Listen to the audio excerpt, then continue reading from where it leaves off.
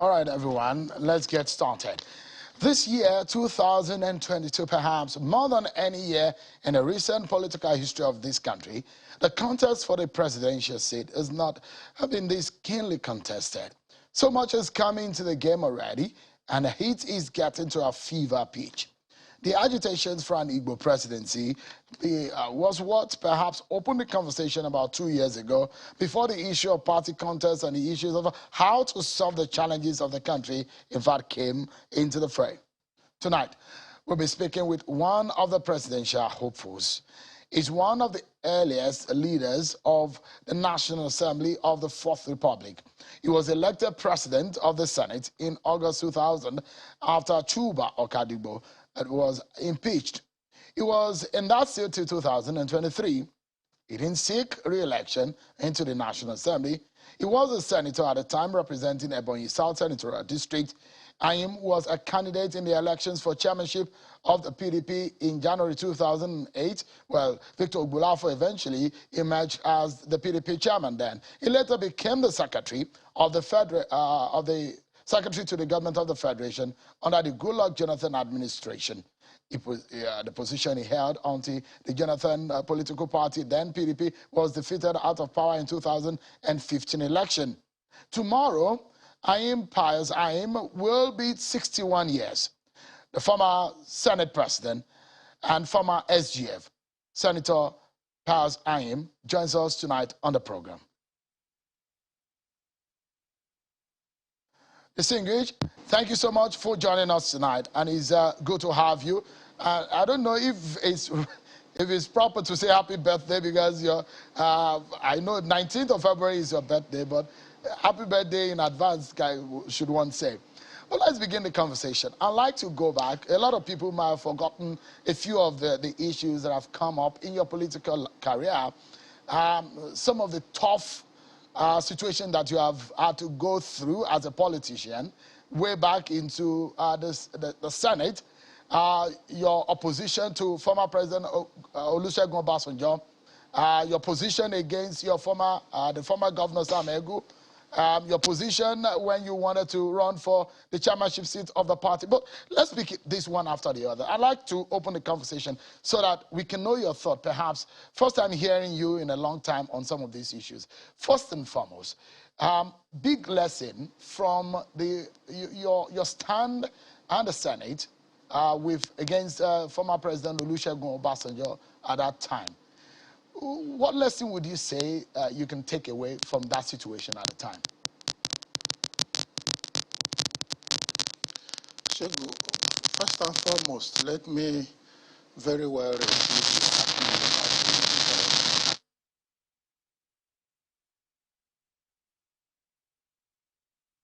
Still in order, whether in advance or you simply wish me a happy birthday. It's a few hours to my 61st birthday. So I think I have started for some time now receiving the good wishes. So thank you for giving me one. Then two, it appears your basket is very full this night. you have tracked me from left and right. Very well, I'm here for you. And if you like, expand your basket and I'm ready for you. Well, let me say that I did not have any personal issue with President Obasanjo. President Obasanjo was a very outstanding president Nigeria ever had. President Obasanjo was focused and determined in all that he wanted to do. But we had a little disagreement, and it was the National Assembly and the executive, not Pius and President Obasanjo, simply because I was heading the Senate.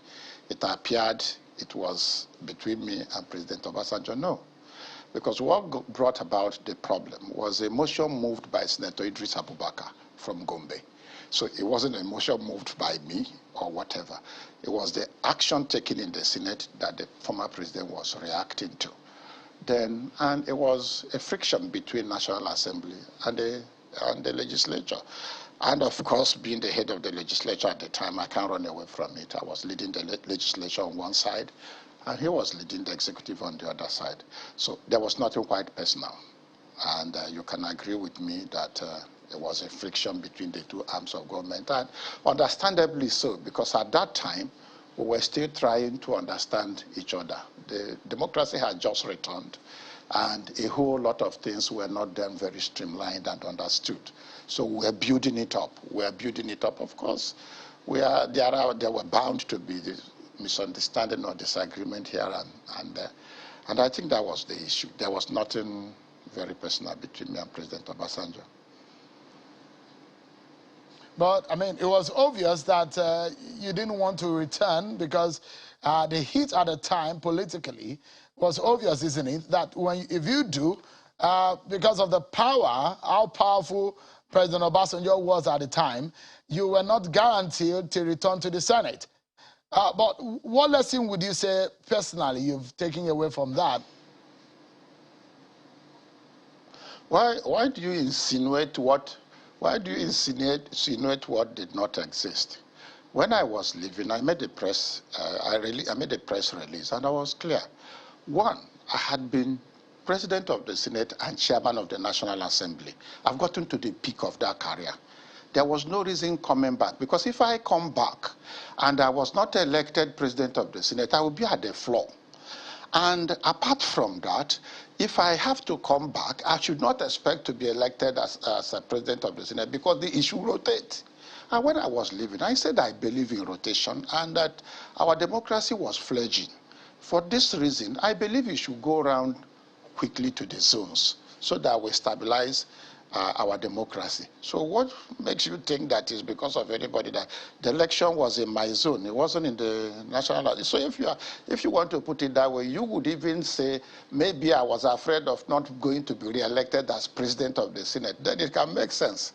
Otherwise than that, I ran election twice to the Senate and I won. Remember, I ran election first under UNCP, I won. And when many people who ran that election could not stand it again, anybody is coming to my zone to stop me. So I was clear I had gotten to the peak of that career. And it was not automatic that if I return, I will become President of the Senate. So why do I need to come back and remain on the floor? President Obasanjo is not like President Goodluck. Which one word or other you can say President of the Senate David Mark returned and became President of the Senate. Yes, it was possible under the leadership that was then. And you find out that the third time he returned, he couldn't make the President of the Senate, and it was a very difficult time for him sitting on the floor. So I wouldn't have come back after being President of the Senate and Chairman National Assembly to sit on the floor for whatever reason. That should be hungry for power. And I didn't think I was hungry for power. Okay, it's good that we are hearing from you. Remember how heated things were at the time, but clarifying some of these things actually just refreshes one's memory about some of the things that happened then. One thing that is very significant in your political career, which I'd like you to comment on tonight, was perhaps another landmark is a track in our constitutional development and, of course, our political history that one needs to mention. You've been someone in the National Assembly and someone who has been in the executive also, so you have a first-hand information about some of these issues.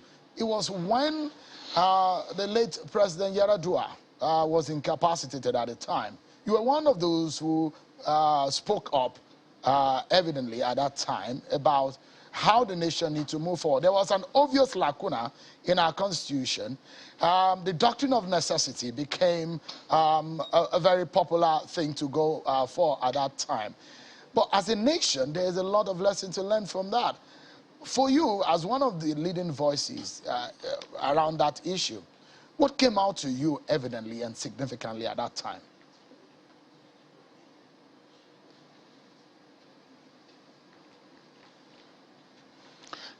Shegu, I'm not hearing you. You are disconnecting. Oh, can you hear me now? Let me just check. Can you hear me now? Okay. I can hear you now.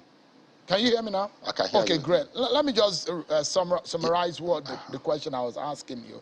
I was asking the question in relation to the situation around when former president, late President Yaradua was incapacitated. You are one of those who moved that former President Jonathan, he was a vice president at the time, should be sworn in. There was a lacuna in our constitution at that time. So I was asking, what was a significant lesson for the nation that came out to you at that time? Okay. I would say that the steps we took, again, I'm losing you. I don't know what is wrong with your system, but I have had your question and I can respond to it. I would say straight away that the steps we took were steps driven by patriotism. One, there was so much tension building up in the polity. And at one point, the then Save Nigerian group, even led by Wole Soyinka, went on a protest to National Assembly that something must be done to transmit a letter to National Assembly so that President Goodluck would assume responsibility in the absence of the then president. Now, the polity was getting so heated. The country was without clear leadership for a time. Now, the presidency was getting out of place, and the civil society was seriously pressing that something need be done. Certainly, I saw that it was taking a dangerous turn. And what I did was really not to just speak up as a person. I reached out to a whole lot of senior citizens in the country, and about 41 of us came together and said, look, we would not allow our country to drift. We have to save the country from this. And we held meetings and said, okay, let us articulate a process, a procedure that could be followed. Because it had happened in several places, just like in Israel then. I think the then prime minister also went into coma. Immediately the parliament confirmed that he was into coma. They returned, passed a resolution, and asked his deputy to take over. And I said, look, whether the constitution is clear in this matter or not, the issue is, the situation is clear that there is no clear leadership. And once there is no clear leadership, the definition, whether you like it or not, is that the president had been incapacitated. And what was the issue that need be done or addressed? It was simply the inability of the then president to transmit a letter to the National Assembly requesting the vice president to sit in for him for the period he was away. So we met all through the day, articulated the process one by one. And we sought appointment with the National Assembly. 41 of us, I led the group, but drawn from across the country, very eminent people. So we now sought appointment with the National Assembly, the House separately, the Senate separately, and we addressed them. And we said, look, this is not a matter of the Constitution is clear or not clear. It's a matter of vacuum that will affect the progress of the country. Seems we are having some technical issues, an outage on the feed there. Let's take a short break. And when we come back, our conversation with Senator Pius Anyim will continue. Stay with us, everyone. We'll be right back.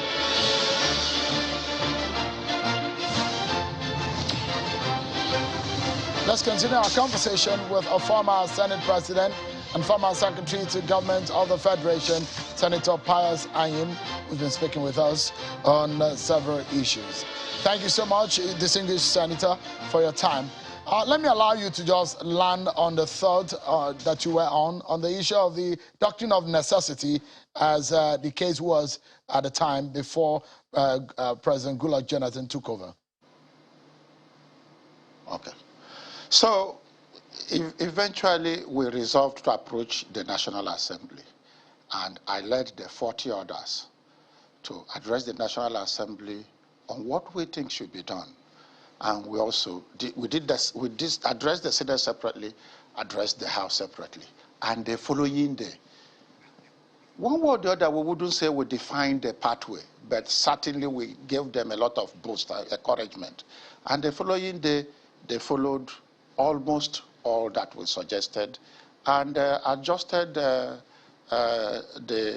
own arrangement, and now moved what is popularly known today as doctrine of necessity. I can say for sure that the lesson I took from that is that this country belongs to all of us. Whether you are in position or out of position, when there is need, statesmen should rise to it. People who have benefited from the country should rise to it. I rallied 40 Nigerians plus myself, and we shored up the National Assembly. I think we strengthened them. Our address to them, I would say, strengthened them. And they did the needful, and the country again picked up. So I think that I am encouraged by that, to know that whenever it is necessary, whether you are in service or out of service, you should put the country first. All right, let me take you to some very contemporary issues now. You were a leader, a very influential leader in the government of Goodluck Jonathan. Things went so heated politically towards the election that, in fact, some people in some quarters were saying anything else but Jonathan. How did things get so bad that in a government that you were a leader of, things became so bad that, in fact, afterwards, there were several probes against that government, asking questions on how that administration ran the country. In fact, the APC government accused the government of the PDP, led by Goodluck Jonathan and some others, that they ran the country aground. Shegu, I'm losing you again, but at least I had you in part. I'm losing you, but I had you in part. What are those people who said anything but Jonathan saying now? Are you hearing me? I can hear you. Please go ahead. Yeah, I'm asking you back. Those people that said then anything but Jonathan, what are they saying now? Yeah, I mean, it's usually at the poll that you get to find out. But, I mean, the question is, how did things get so bad under your watch, and those of you who were leading the nation at the time, that you lost the trust of Nigerians? And so much that the government that came into power, they said when they came into power, they discovered that the nation was badly run. How did you run things at the time? But, Shegu, I still repeat, what are they saying now? But I put it clearly. The truth of the matter is that some people thought they must grab power. And because President Goodluck was committed to his work, and I can tell you for sure that this had been a subject of our discussion with him while we were in government, where we will be clear in saying, look, let us also do a few things to make sure every person understands the fact that we meant well. But the president will always say, look, as the only language we need to speak to convince people that we meant well is the delivery that our government is able to put on the table before Nigerians. Mr. President believed that he didn't need any form of publicity. He didn't need any form of campaign. He didn't need any form of lobby. He needed to deliver dividends of democracy as the only sure source of earning and securing the confidence of the people. While he was doing this, some people now got together, ganged up, and carried smear campaign, blackmailed him, blackmailed the government out of power. And today, not only that Nigerians have seen the difference and have seen the truth, the same people are now looking for President Goodluck to come and continue from where he stopped. Do I need to say more? So in your own view, Senator, the truth is on the table. that Goodluck Jonathan was performing optimally and perhaps he was the best at the time? Is that what you're saying? Not only that President Jonathan was performing optimally, the economy was performing optimally, the social arrangement was much far better, performing optimally, the political environment was safe and performing optimally. Everything around Goodluck administration was performing optimally. Compare it to what you have now and be the judge. But what would you say is a significant achievement of your government when you were in office? What would you say is the standout significance of your performance? Of what legacy do you think that the Jonathan government gave to Nigerians at the time? By the time the government, President Jonathan administration was in office, the Nigerian economy was fastest in Africa. At the time President Goodluck administration was in our office, you can travel from here to Kaduna and you will be safe. By the time President Jonathan was in office, I could go home without being afraid of anybody firing at me. By the time President Jonathan was in office, even you are at liberty to abuse him, at liberty to say anything you care, at liberty to go anywhere, at liberty to abuse the government. Shegu, don't ask me this question now. Be the judge. So you think that the Jonathan government was better than this APC under President Buhari? Just be the judge. Be the judge. No, because I'm a journalist. I'm not permitted under the law to be the judge. Okay. Okay. If you don't want to be the judge, at least. But Shegu, you are breaking. I don't know. This connection is not good. All right. I can't hear you again. Let's manage and patch. I hear you again. Yeah, let's manage and patch up. I mean, within these minutes that we have. Another crucial thing is a lot of agitations on the issue of equity, distribution of power, and it led us into Confab 2014. You're one of those who made sure that setup, that the Confab held. But the criticism against the Confab and how it went was that fantastic idea to bring Nigerians together, but there was no technical or legal framework to make it work. Do you regret not advising or not ensuring that Confab had a workable post-Confab implementation plan?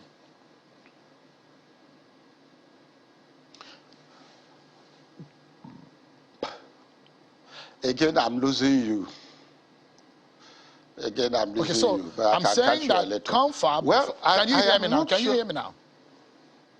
I can hear you. If you can hear me, let me quickly just summarize the question. I was talking about Confab. And the fact that the criticism against it was that you did a fantastic job of bringing people together, but there was no post-Confab implementation plan. Do you regret not making that happen? Because the document is gathering dust in some cupboard somewhere.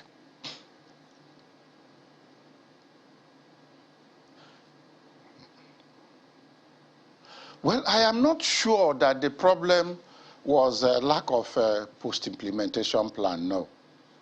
Because after the Confab, the result was compiled. The president now prepared the report and forwarded to National Assembly. I remember within the period too that National Assembly was undergoing constitutional review. Eventually, they also articulated a whole lot of issues on the report and returned to the president for signature. But the time was short. And the president, in his own nature, thought that it was better for the incoming administration that will actually oversee the implementation to undertake signing off on what the National Assembly brought. So when the new administration came, the new administration did not think that they needed the report for anything. And of course, government should be a continuum. There was nothing wrong in what the president expected the new government, the new administration to do. He thought that, yes, I supervised, I pretended over the Confab, and the report is ready. I have taken the first step. Now the second step is on my table. But since another person will sit on the implementation, let that person take that step. And the new government did not think it was a priority or even there was any need for it. And so it stops there. We should all try to put the nation first. So I don't think the problem was lack of a post-implementation plan. It wasn't at all. Okay, let's get into Pius Anyim now and 2023. A few critical questions I'd like to ask you tonight. First and foremost, let's clear the air. Are you running for president in 2023? I am running, and I'll be happy if you pursue me. Okay, it's Still, good I'm to losing get you it, again, but I had you to a point. I am running. Great. I am running. So, and I know you will vote for me. Why do you? I've not even voted in the last 4 or 5 cycles of election because I'm always. You are not a good citizen. So, no, you are not a good citizen. You see the problem with Nigeria. But but I'm always at work on election and covering elections. But let's come to you, Senator Anyim. The question is, why do you want to be Nigeria's president? Because I'm a Nigerian first and foremost. 1, because I'm a Nigerian.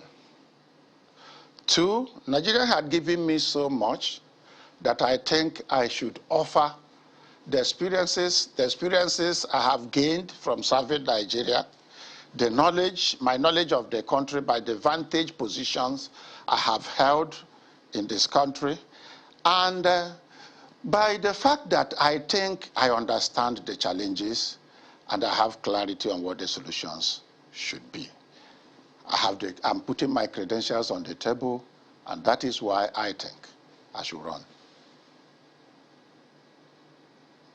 So what, in your own view, is Nigeria's biggest problem at this time? I think the problems had become hydra-headed.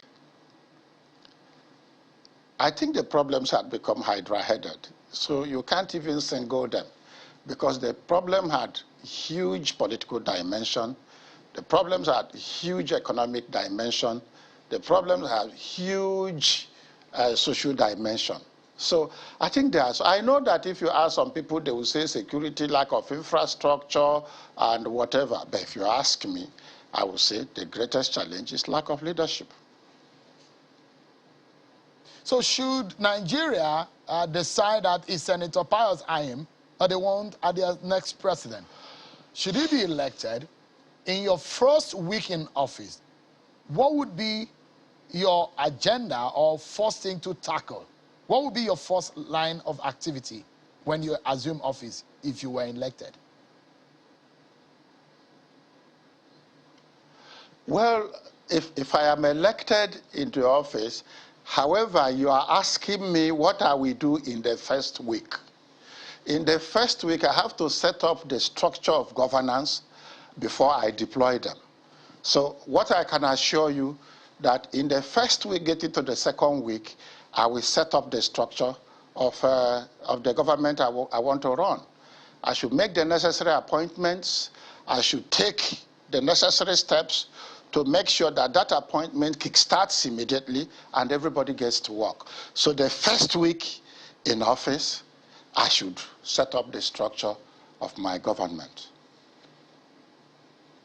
So since you're talking about a hydra-headed nature of Nigeria's problem, so how do you hope to tackle it? It does look complex from the point of view that you are right now.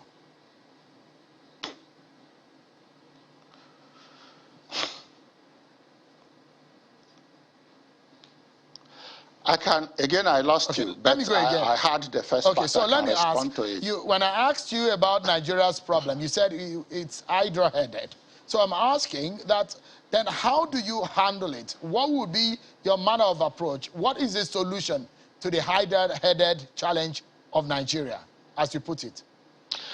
I will take it segment by segment.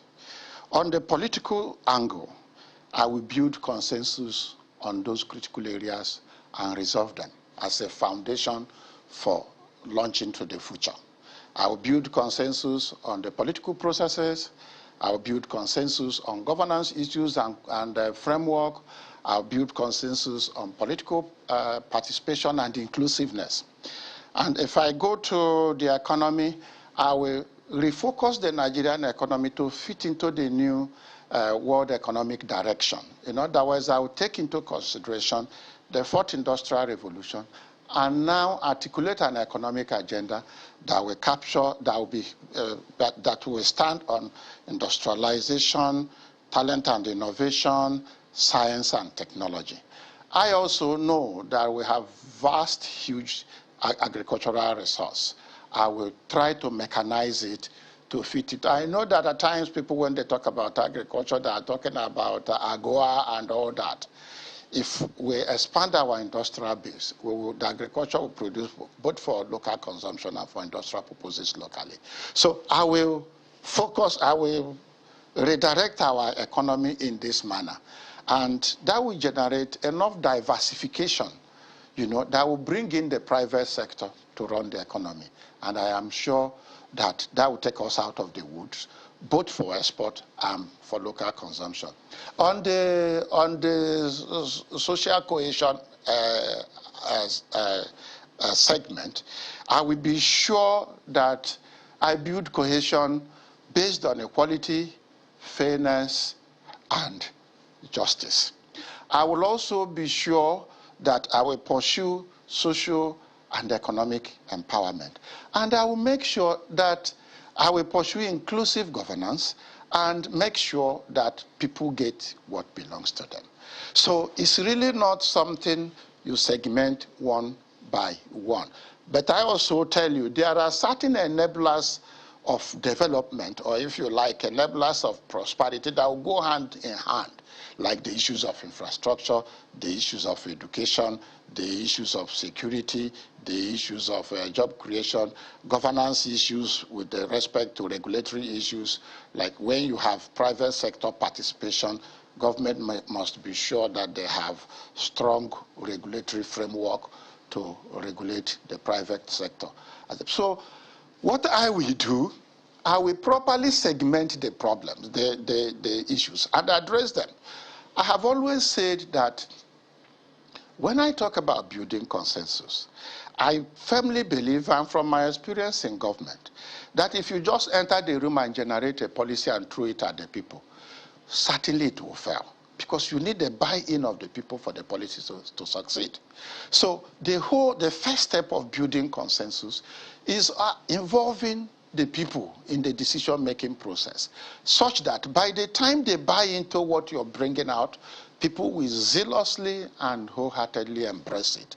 Government is not just about the leader or a few people in government. The government must be the responsibility of everybody for it to make progress. You give everybody a stake in that government, and of course, that is what we talk about patriotism. And people will commit to it and make a success of your policies. All right, let me come here, Senator Anyim. And there are two critical questions as to the political dimension of your ambition. No matter what it is, no matter how wonderful your ideas are, it still boils down to the fact that your political party needs to make a decision that will favor you to emerge as a candidate. First and foremost is the issue of Igbo presidency and the capacity of the Southeast being able to get a ticket of a political party like the PDP. Your party seems to have thrown it open. How will your chance look in the light of this? Does it dim your chance when your party has thrown it up and it looks so much that we have more northern hopefuls or aspirants in the PDP?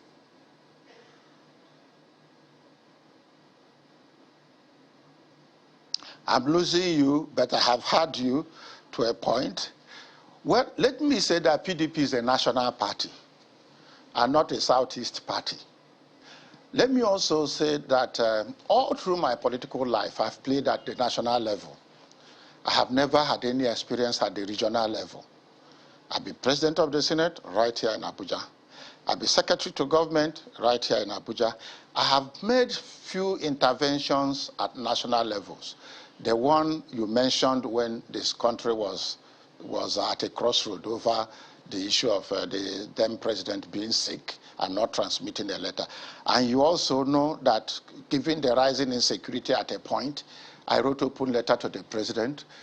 I have operated at the national issue, at the national level, and my desire and interest is at the national level.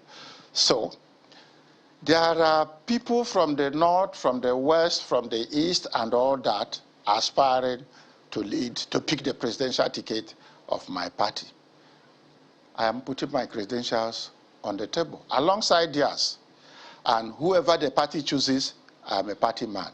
But I believe that I have the right credentials, I have the right experience, I have the right capacity, I have the right competence, and I can compete with anybody on the table. So, but what about the chances of an Igbo man? Is it time for the Igbo presidency? The agitation has been on for a long time. The North Central region will also say we need a chance. Why are you we need a chance. This? But why are you promoting this Igbo? Am I not a Nigerian, even though I'm from Southeast? You should not promote is it not this a reality, Senator? I am qualified is it not a big question hanging over, as much as some of us don't like to have this ethnic conversation, but it's an obvious reality of our politics. You know, we talk about religion, we talk about ethnicity. They have characterized our politics. And so they determine it most of the times, except a politician wants to deceive himself or herself. And that's why I'm asking the question, is it ripe now for an Igbo presidency? Shegu, in my little years in politics, are you with me? In my few years in politics, absolutely. President Obasanjo from Southwest became a president, not because Southwest supported him. They did not want him, they did not support him, but Nigeria chose him. Mr. Shegu, again in my little political life, President Buhari ran for presidency 3 times. Each of those 3 times, he will have a winning vote in major catchment areas in the north, but he will not win. Until he teamed up with the south. He now ran and he won. So, for anybody from Southeast, it's not the Southeast that will make you the president. You are not going to be a president of the Southeast. You are going to be a president of Nigeria. And it is my desire, it is my effort, it is my target to be acceptable to Nigerians. If I am acceptable to Nigerians and Nigerians voted me in as their president, it does not matter where I come from. And I have a record, I have a pedigree. You can look at my record and you agree with me that I have been nationalistic. And I don't think I am limited because of where I am from. If anybody is trying to limit me because of where I am from, I think it's a disservice to this nation. And I won't give in to it. I will aspire as a true Nigerian. I will aspire as somebody who has become whatever I have become in my life because I'm a Nigerian. I will aspire to intervene in the affairs of my country at a time I think my services are needed, as I have intervened before, even outside office.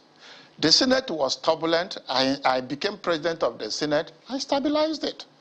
And for every reason under the sun, I am not limited from where I am coming from. I am a Nigerian, full-fledged Nigerian, with experiences across board, and I want to be accepted as the president of Nigeria across board.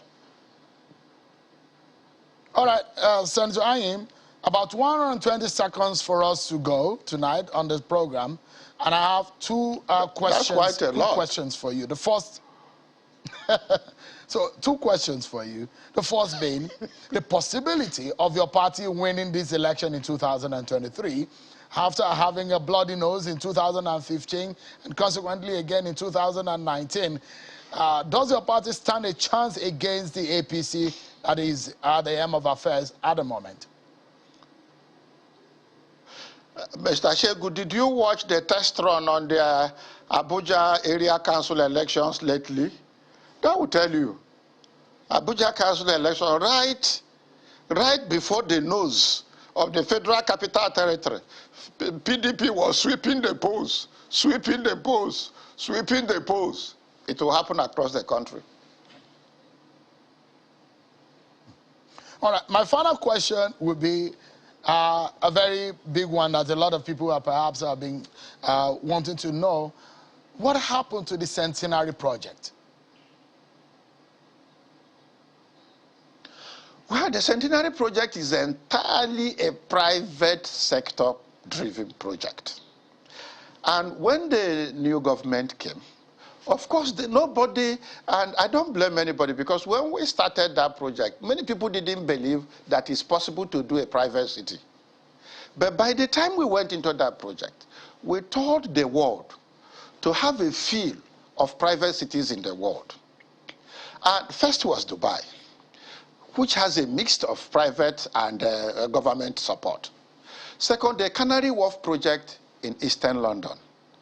And the Songdo project in South Korea. Songdo project in South Korea is now the biggest private city project. It's on a reclaimed land at about 600 hectares of land in Songdo, in southern part of Songdo. And we looked at it, and we saw that it is possible to do a private city at no cost to government. We reached out to the developer in Dubai who pioneered the development of Dubai. And he agreed to do a private city in Abuja. And we signed off with him. And they took up the planning and everything. That Centenary City was an improvement on Abuja. It was an improvement also on Dubai. In fact, the modern urban concept of concept of urban renewal is to support the old city with a smart city. And Centenary was designed as a smart city to back up Abuja. Everything went on smoothly, and on the verge of takeoff before the new administration. And the new administration, just like every other thing the previous government did, of course didn't see anything good in it, and they sat on it. Then the investor withdrew. So what has happened to the Centenary City today is that the investor, which is Ego Hills of Dubai, withdrew from the project because the government was not providing the support they needed to provide. So eventually, the government went through all they thought was not done well, and they discovered that there was no problem with the project. Now they are at ease that the project could go on, but the project can only go on when a new investor comes into the project. Because the project is not what anybody can just do.